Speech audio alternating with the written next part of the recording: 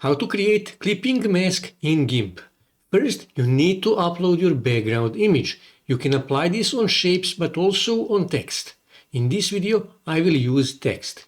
So first, I will click here to create a new transparent layer and I will call it GIMP. For the purpose of this video, click here OK. But like I said, make sure that layer is transparent. Click OK. Now I have this layer.